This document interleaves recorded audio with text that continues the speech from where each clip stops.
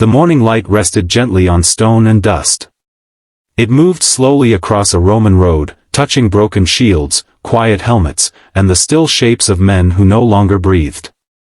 Beyond the road stood a captured city, its walls scarred and its gates open like a wound that had not yet begun to heal. The air smelled of ash and old fear.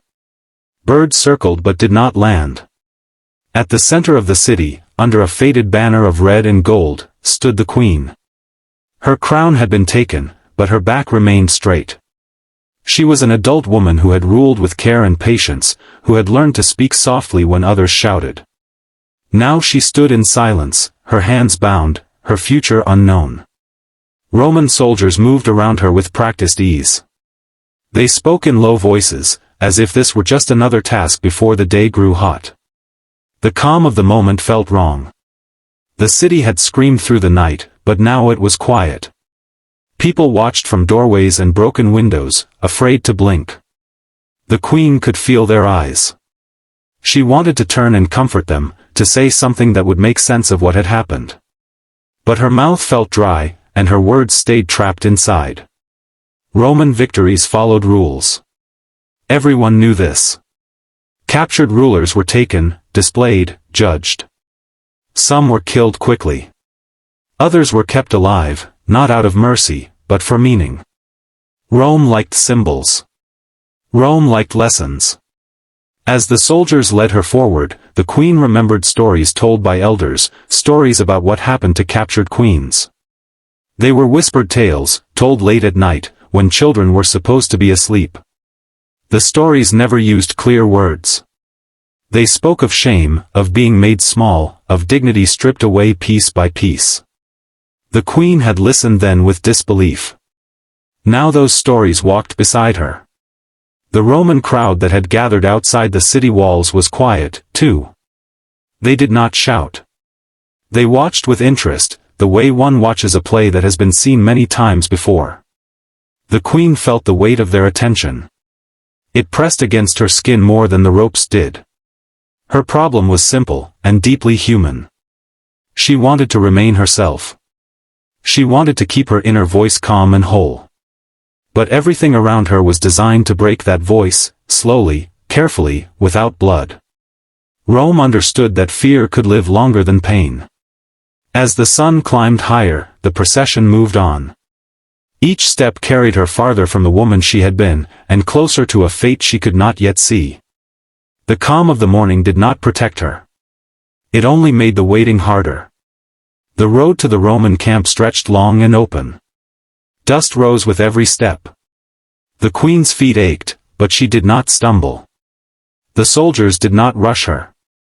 They had learned that slowness could hurt more. Time itself became a tool in their hands. At the camp, she was not thrown into darkness or beaten. Instead, she was washed. Her torn garments were removed and replaced with plain cloth. Her hair was combed. The care felt cold, almost kind, and that made it worse. Each gentle touch reminded her that she no longer controlled her own body. Even kindness could be used as a chain. She was placed in a tent with open sides. People could see her. She could see them. Roman officers passed by and looked at her as if she were an object of study, a living map of conquest. They did not touch her then. They did not need to. Their eyes did enough. This was what Roman soldiers really did to captured queens. They turned them into mirrors. They forced them to reflect Roman power back to the world.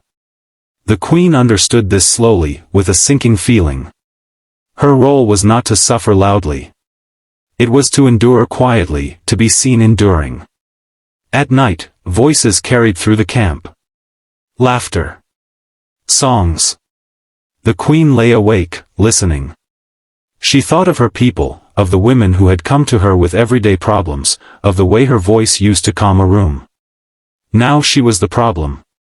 Now her presence served a different purpose. The worst moments were not the rough ones.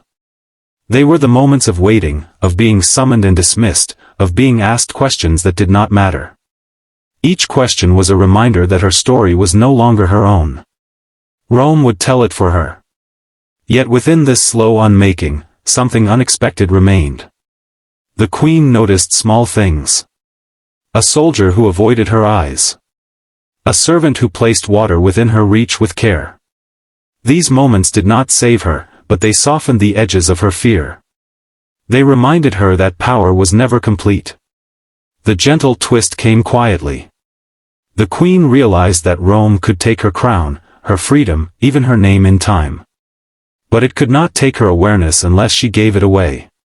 She began to breathe slowly, to anchor herself in each moment.